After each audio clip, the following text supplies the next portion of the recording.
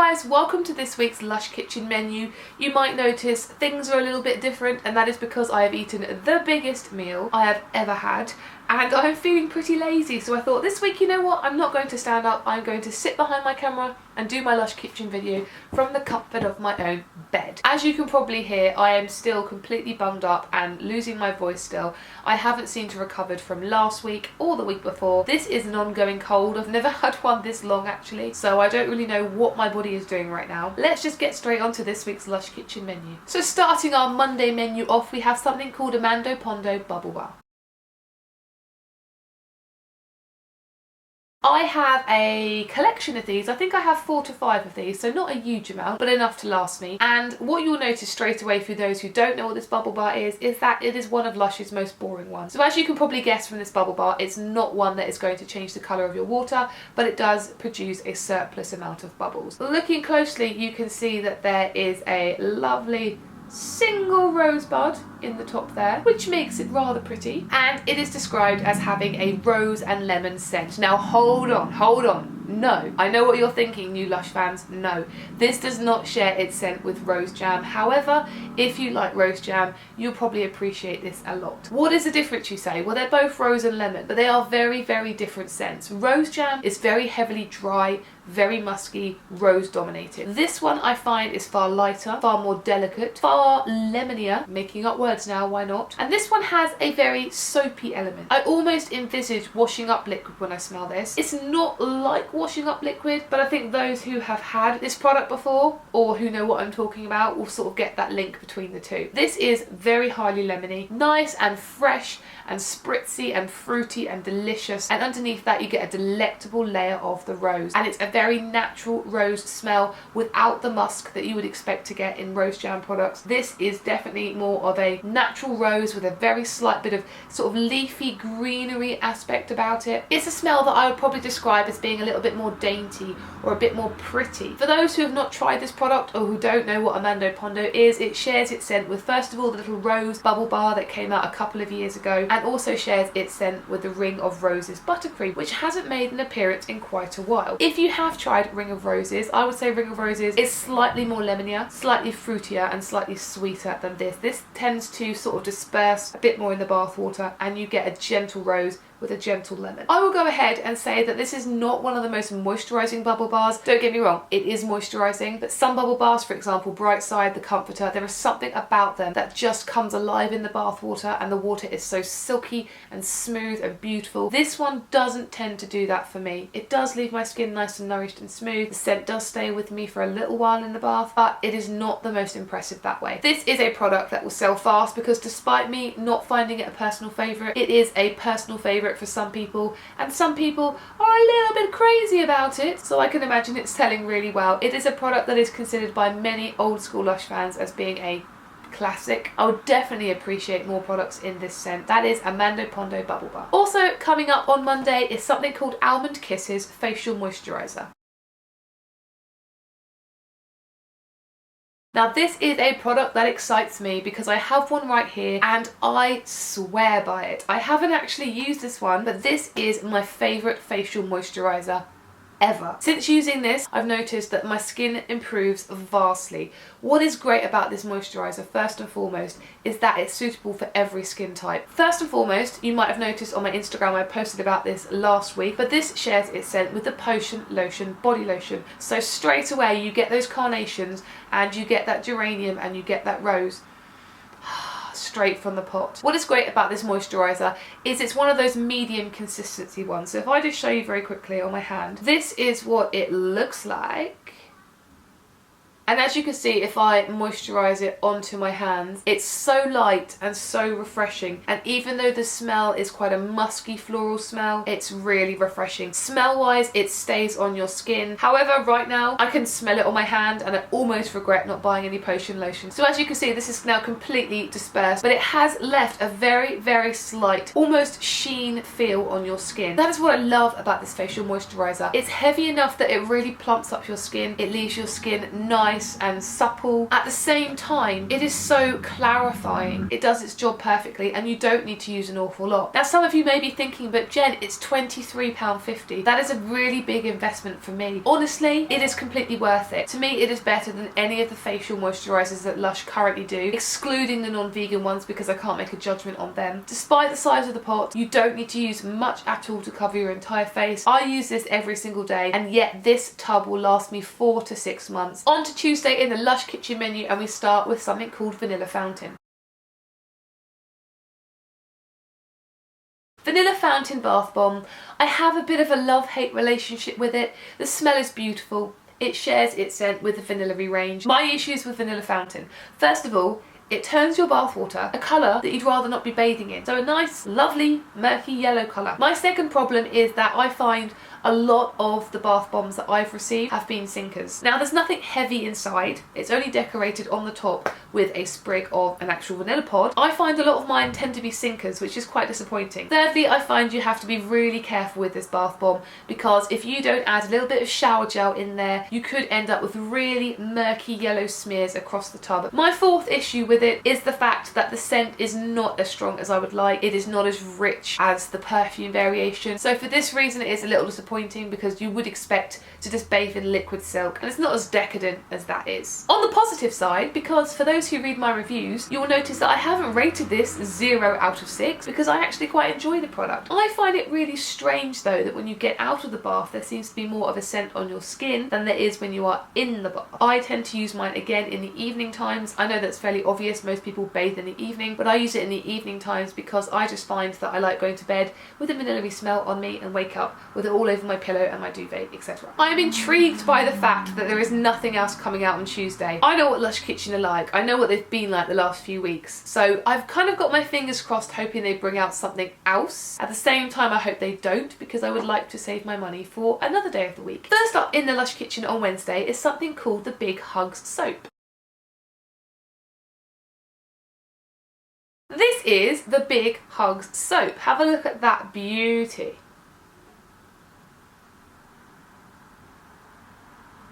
This is a soap that actually, again, I was really unaware even existed. It wasn't something that came into my research when I was looking for Lush products that I wanted to buy. So this shares its scent with the Silky Underwear range, and for later on in the week you'll notice another bath bomb coming out called All That Jazz that has the same aroma. Let's not forget, for all of those new Lush fans who fell in love with mistletoe from this year's Christmas range, last year's Christmas range, that is also the Silky Underwear scent. Now the Silky Underwear scent seems to be a product that Lush like putting into soaps because you have alchemy soap, you have fairy ring soap, and now you have Big Hug soap. This again is dominated by jasmine, but it also has vetiver oil in it, and the two combined create such a wonderful creamy jasmine smell. This is floral, definitely. When you smell this, you get the floral components of the jasmine. If you're expecting something sweet and floral, yes, this is that. But the vetiver brings an exciting element to this product that gives it a really lovely, musky, well-rounded, warming smell. This is like the warming hug that you just wish to have when you get home from work. I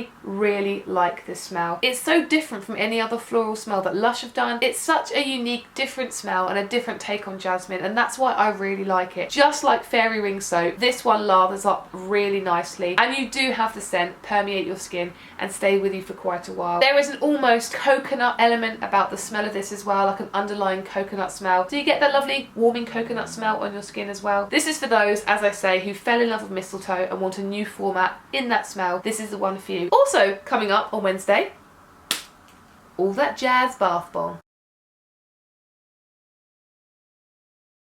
This was a surprising product for me because I wasn't expecting much from it at all. This is what All That Jazz looks like, and as you can see at the top you have an indent, and that indent is a gorgeous little daisy flower. Now the difference between this and Big Hug soap is that this also contains ylang ylang, so you do get slightly less of the coconutty vanilla-y smell, only slightly less, and I mean minute. tiny, and you get slightly more of that green, sweet, slightly resinous smell from the jasmine and the ylang ylang. This is what I describe as being quite a rich, and I would almost go as far as to say slightly smoky. And when I mean smoky, I think I mean more cloudy. The vetiver again brings in that richness and really uplifts that jasmine, uplifts that ylang ylang, and makes it such a warming, comforting smell. First thing I love about this product is the fact that it is a pastel green colour, and mine's a little bit old, it's seen better days. This is such a gorgeous colour, and this colour comes out in the bath water, and it's so relaxing. As I said, I was not expecting to like this bath bomb as much as I did. Aside from mistletoe, this is probably my favourite format for this scent. As you can tell, All That Jas really is all that, and it's one I'd recommend. All That Jas will sell out quickly. I remember last time it sold out in the first hour. I would expect the same from this one, and I would highly recommend that you get some. Coming up on Thursday in the Lush Kitchen menu, we start with the Sikkim Girls Body Cream.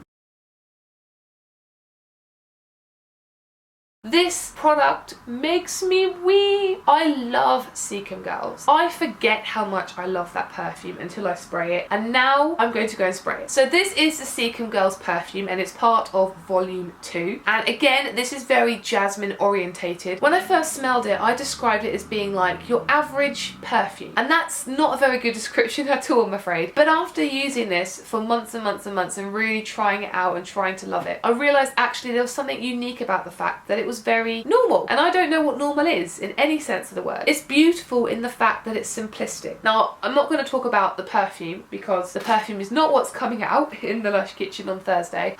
It's not vegan, and I remember when it first came out, I bought myself a couple, and it wasn't until I was going through my Lush haul that I realised they weren't vegan. This product is so unique, and what I love about it is that I've actually received so many compliments wearing this perfume. It's unbelievable, so I need to wear it more. But it smells to me like a concoction of jasmine with a gentle vanilla smell, tea alongside the frangipani and the tuberose. It's pretty, it's delicate, it's well-rounded, it's complex. On the skin, oh my goodness, its richness comes through. It's so hard to describe this perfume. This is just such a, I suppose you'd call it exotic perfume. It's very comforting and sensual and warming. I'm selling it to myself. I feel like I want to get myself a tub, but I can't. I can't. And I'm so gutted. I'm so gutted that it's not going to be vegan. Again, the price tag is quite high. It is worth it. You don't need to use a lot at all. And what is interesting is that the body lotion appears to be fairly thick, like a medium to thick consistency, but it's so light on the skin, and it complements the smell of the body cream just because it is so light and refreshing. The scent does stay with you, and you do smell absolutely beautiful. They need to bring out more scents in Sikkim Girls. I've just told myself that, and I've just convinced myself that it's important that they do. I would recommend that you get some. I would not recommend that you then post pictures about it, talk about it, link me to them, taunt me about it, because that's just mean. And the second product to come out on Thursday is the Bewitched Massage Bar.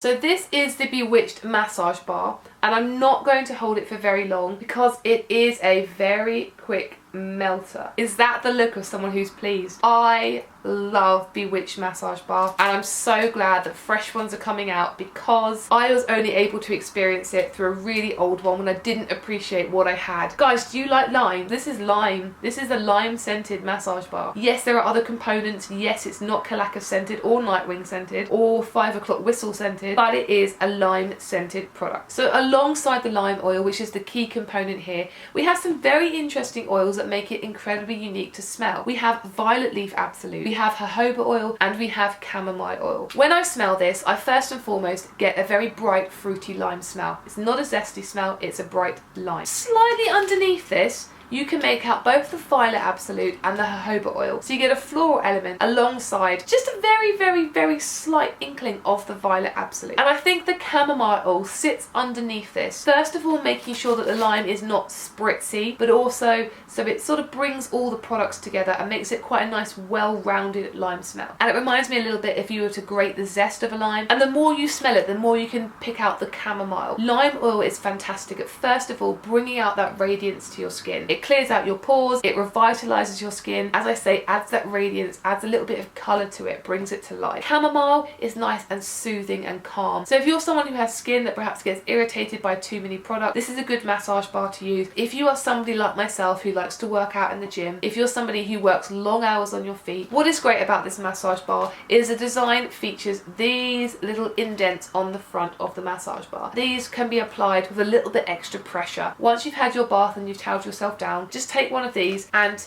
in a circular motion really push quite hard on those areas that are tense or sore or stiff, whatever it may be. Doing that will stimulate the blood flow around the body, which just helps your body to recover a lot quicker. So I'm going to use this straight after I finish my video. This has not been out in so many years, so it is definitely worth picking some up. On to Friday in the Lush kitchen, and we start with a product that is going to sell out very quickly, Lovebirds soap.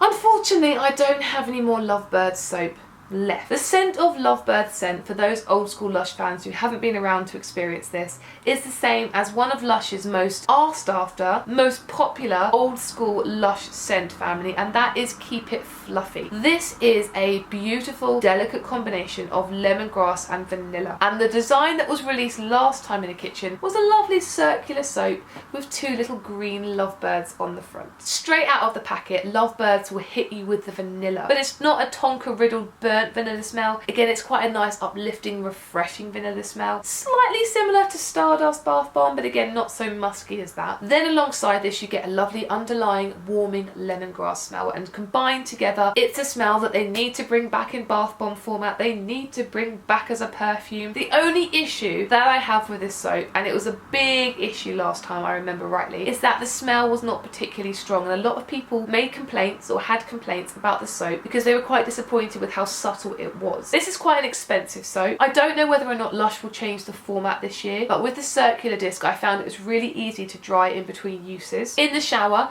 the citrusy aroma comes out more, so more of the lemongrass comes out, and as there's a little bit of ylang ylang in there, you do get those gentle slight underlying floral components as well. And what is great about it is the fact that it lathers up so well, so just be super careful. It's not a soap that I'd necessarily say you should step in the line of the water when you're cleaning yourself with. It'll be much better to manipulate the lather in between your hands and then use this to spread the lather across your body. I didn't find this soap particularly drying on the skin, but at the same time it wasn't overly moisturising, but that's just my skin type. And I know out of this week's kitchen menu this is going to be a product that will sell out fast. And the final product coming out on Friday is the Yuki High Bath Bomb.